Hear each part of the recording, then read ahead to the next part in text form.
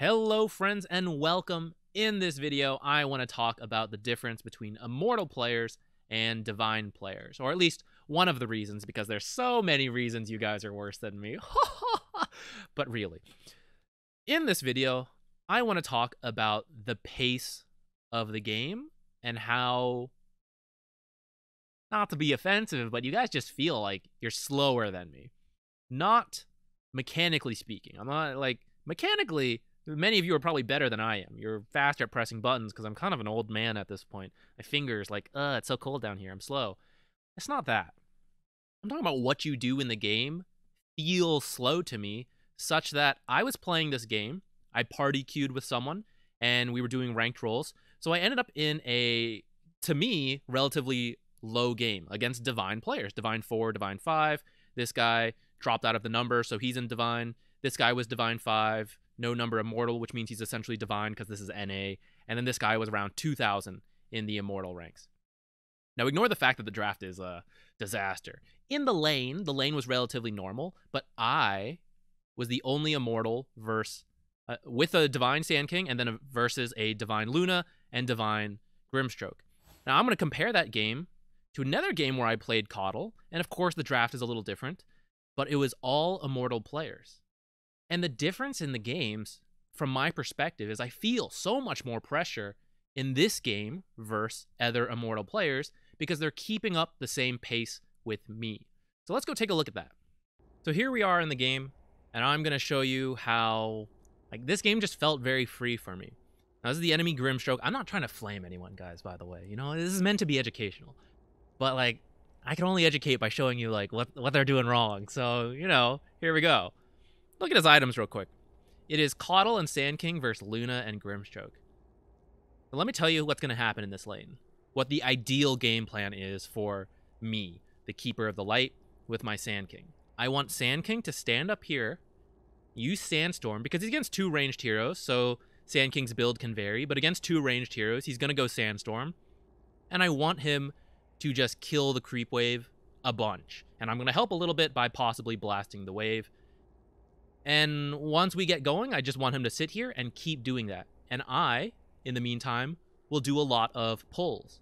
And they're going to feel awkward because it's tough for them to out-push a Sand King. And so they're not really going to be able to push us out here and make it difficult to pull. We're going to be able to sit up here and keep pulling. So what can they do? Well, one, if they see Sand King here alone because I'm doing pulls, they can fight him. They're 2 ranged heroes. What does that mean? They need sentries. They need to be able to see a Sand King who's going to be using Sandstorm. What else could they do? I'm pulling. Maybe they contest it. Maybe they block the camp. Maybe when I'm pulling, they try to come up here. But we already explained why it's going to be a little hard to contest. So it would be a little better to block this off and to make sure we don't get to pull. And if I do get to pull, they can try to fix it by doing some small pulls themselves. Of course, the small camp is not going to kill as much as the hard camp, but it's something you can do to help at least make the situation better for yourself. Do some small pulls, half pull, stack it, sure.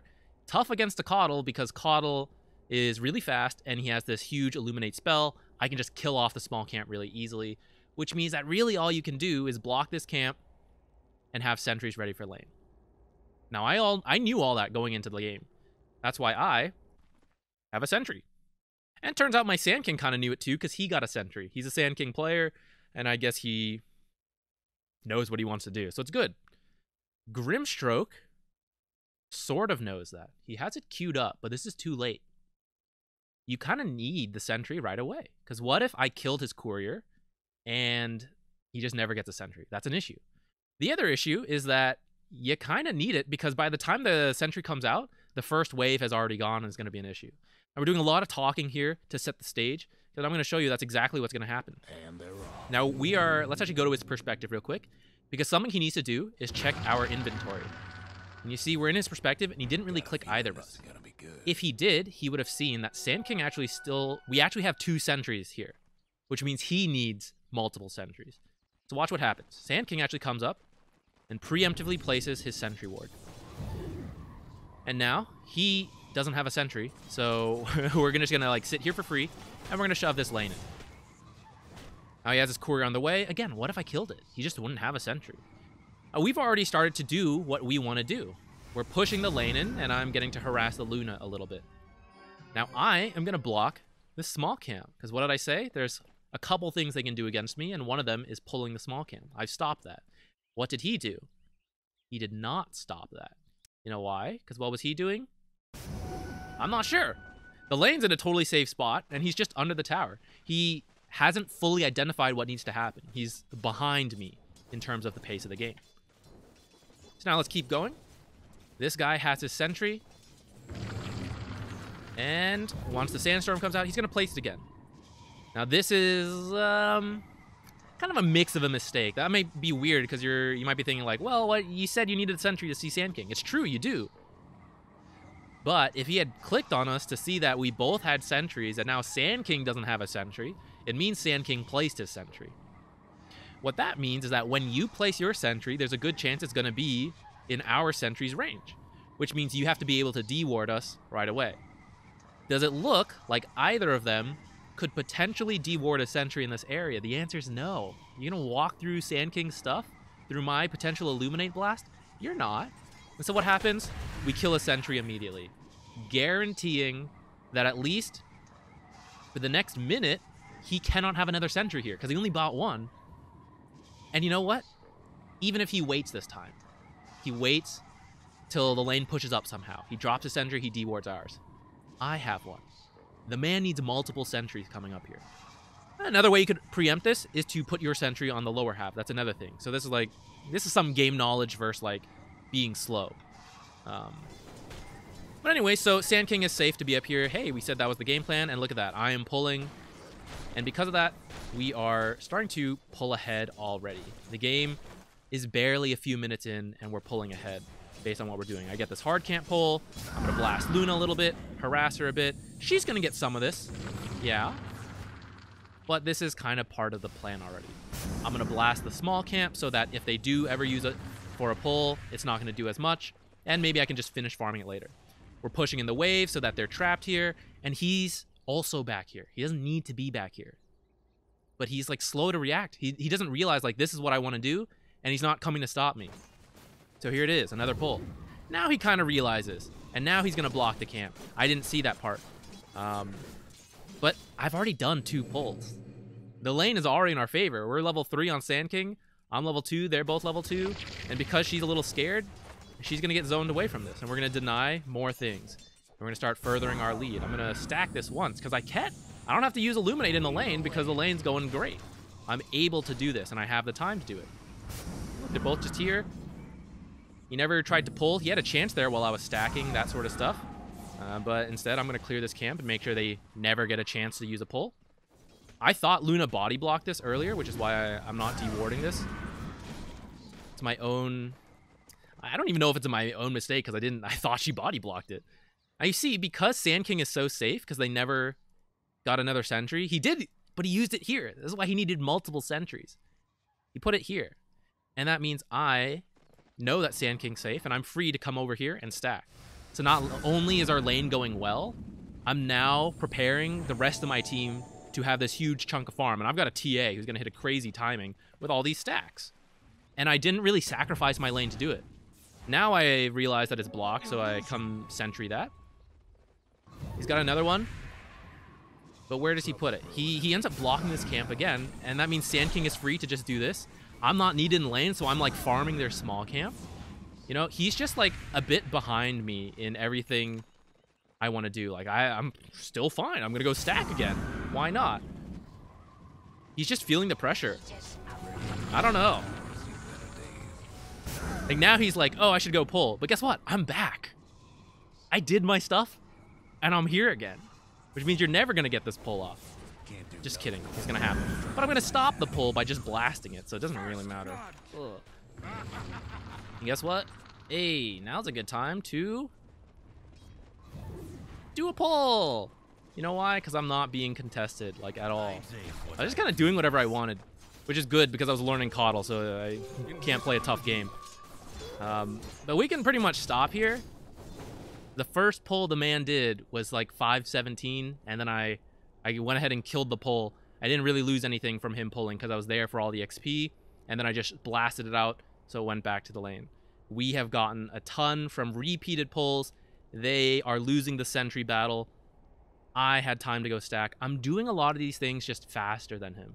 You see, he kind of knows the ideas, like, oh, I need a sentry for the Sand King. I need to stop the pulls. But he only realized it after he saw it happening. And he knew the Sand King, he'd need a sentry, which is why he had queued it up. But he didn't realize the necessity to have it sooner. And then he's only blocking these after I got off pulls. He's like reacting to me instead of doing things preemptively. And so look at this. We're pretty far ahead, 800 ahead of the Luno on a Sand King. Sand King versus 2 ranged heroes. It shouldn't have been this easy, but they made a couple mistakes and we were able to abuse it. Now, right off the bat, you see some sneaky stuff going on. Anti-mage coming to get the rune. He's going to blink away because he can do so safely.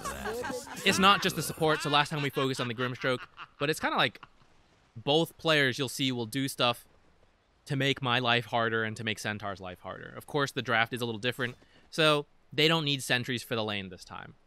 But you can see he knows he's going to get harassed a lot, and he is itemized to deal with me blasting the wave, and he's ready to heal himself or his anti-mage. He's like adapting to the lane ahead of time. Now let's play out this a little bit. You know, the first lane going normally. And now what's happening? We still have time to play the lane a little. Okay. Blah, blah, blah. And now as we get closer, what's he do? He's going to go block my camp. And I'm going to block his. So I did the same thing I did last time. Because Caudle's plan is still the same. The game plan is overall the same. It's harder because Centaur's not as fast as clearing out waves as Sand King. And Sand King is very safe as long as he's in Sandstorm. Whereas Centaur could be a little scary. But the game plan's overall the same, where you push and then you pull. He stopped me. He blocked the camp. That means until 2 minutes at least, the lane is going to continue normally. Now, that could still go in our favor because Centaur has a pretty good attack animation. And, you know, I'm going to blast the wave. Actually, we're getting some denied. But it's still better than what could have been. If I'm doing all these pulls, that's great for us. And so even though this may not be ideal, like we can see Centaur starting to get a slow lead over the anti-mage, this is better for them. And what's going to happen here? 2 minutes in, he's going to block the camp again, guaranteeing that it continues to be the same. At this point, I left the small camp because I figured maybe I could just blast it and keep it up. But also, it's kind of a mistake on my part. I think I should have just blocked it again. Normal lane stuff happening. Now we managed to get a double kill here. Part of this just, like, I don't know. We're getting our advantage from the kill. Like, we got a small advantage from just playing the lane. But then, with a bit of luck, a bit of tactical, whatever, we do end up getting a kill, and that puts us in the lead. But in the last game you saw, we didn't get any kills, and we still got the lead through these pulls. So if they had played it a little safer or maybe got a little luckier, you know, we barely survived that double kill attempt. Where this was more about who outplayed the other, and instead of just like who is just like freely pulling and doing whatever they want. It's contested. It's closer. Now look, while I'm doing this small camp, because they died, this camp spawned, he's blocking it now. So that if the pull happens, it won't happen again after that. And in fact, he's even trying to do his own pull here. Anti-mage kind of messes it up. But last time, we only saw the first pull attempt at like 5:17. This time, he's already thinking about it. This is the first, because we body blocked each other's camps for a long time. This is like the first real chance he had to pull, and he went for it. Now, Anti-mage kind of messed it up. But he was going for it because if this camp dies off to his own pull, that's good for them. And then it's blocked, and I'm not going to be able to use it again. He tries again here in a little bit while I go to stack. But he misses the timing. But he had the right idea. I want to emphasize that. Look at this, guys. Can you believe? What? How does this miss? It's literally touching Anti-mage. Pay to lose. The Immortal. I got pinged. Kind of fair. Hey, you know, my bad. How did that not hit? But anyways, while I went to go pull, this guy tried to do his own pull. It didn't work, but he tried. Every time I'm doing something, he is doing his own thing. I left a little bit. They ended up with a Centaur kill. It's not like last game where I just left Sand King alone. They never did anything to Sand King. They never did anything to me. I was just super free. Both of them, because they were both Divine players. Either of them could have helped direct it. Look, I tried to do a stack. He comes and stops me. Now, like, if I want to play on this anti-mage here, he's going to do a small pull. Like, there's always something going on, and it's making the game much harder. I'm having to do things. I didn't get to stack as much as last game. I wasn't as free. I had to be in this lane, playing the lane, because I couldn't just keep pulling and leaving Sand King here. Because it's a different draft and a different way the game played out. Guys, I've been redoing this last section and the whole video in general, trying to figure out how to explain this point. So I'm just gonna explain it like this. I'm defining it as the pace of the game, and the pace of the game is really just a series of opportunities. Every opportunity that you act on is generally good if you do it well, right? Like, you try to pull and you get the pull. You don't miss it. So that's an opportunity, and you did it. And the idea is that you get a small advantage from that. In Immortal, when I take an opportunity, they take an opportunity. Or I try to do something, and they contest me. And that's the pace of the game. We are always identifying all these opportunities, and we're fighting over it. When you're in Divine versus Immortal, Divine players tend to identify less opportunities, or they miss some of the early ones. And what that means is that when you're even, it's easier to compete because you're not likely to die because you're even. But, for example, in the first game, I got this hard pull off right away, uncontested. I established the lead. They failed to identify this opportunity I had, so I got an advantage from it. They then successfully identify the next opportunity. I need to not let that happen again. I'm going to block it. But I'm already in the lead, which means I get to compete with them, and I'm likely to come out ahead because I took the first opportunity. I repeat that pattern. They miss an opportunity, I take that opportunity. They identify another one, but I'm way ahead at this point because I've gotten several advantages now, and they start to lose the ability to compete with me. Repeat till the game's over, and I win. Obviously not all the time because I still lose, but this happens to every rank. And the reason that it really matters in Divine to Immortal is because at this level, if you take an advantage, players are generally good enough not to throw. Of course, it still happens. But, like, it's very different from, like, Herald and Guardian, where they may take a lead, but they're also very likely to feed. So it doesn't matter so much. But at this rank, your anti-mage with a 2k lead at 8 minutes, you know, probably looking pretty good. So if you're trying to break into Immortal and you're Divine, know that you're pretty close. You've got a good amount of game knowledge. Your mechanics are probably pretty solid. And I feel like a big part of it is that you have to keep up this pace of the game with the Immortal players you start to queue into. That when they see 10 opportunities in the first 3 minutes, you have to keep up on all of those. You have to compete for that deny. You have to position yourself to get that harass, that stun, to dodge that kill attempt. You have to go stop their pull. You have to attempt your own pull. You got to stack. And if you start missing some of these, they start getting a couple denies on you. They get a pull that you forget about. They start to get the advantage. And it's going to be hard for you to get it back. Because they're going to keep identifying opportunities. And you're now relying on them messing up or you outplaying them. Of course, the game is not so easy that you just take a lead and you win. But it makes the game easier. You know? So, if you're Divine, I highly recommend, after a game, if you ever feel outpaced, like when you feel like totally destroyed, it's probably because you got outpaced. And you should look at the game and start to see where it started to like slowly go down this hill where they pulled ahead and won. For example, in this game, where it doesn't seem like that much, a couple pulls here and there, but it made the game really easy for me. And in this game, it's a lot closer. We're still kind of pulling a slight lead in this game, but this Shadow Shaman is doing something, like literally where we're paused. We're chasing this anti-mage and this guy's pulling. We're taking one opportunity, he's taking another. But in the last game, we saw, I'm like doing things and the Grimstroke's here and the Luna's here. They're not taking the same amount of opportunities that I'm taking. And I may mess up, you know, if I mess up all the opportunities, then it doesn't matter. But at this level, I'm probably not messing up those opportunities. And that's the difference in these higher ranks. They're not just going to give you free mistakes. I'm not redoing this again, so I hope that made sense. Thanks for watching, guys, and good luck out there.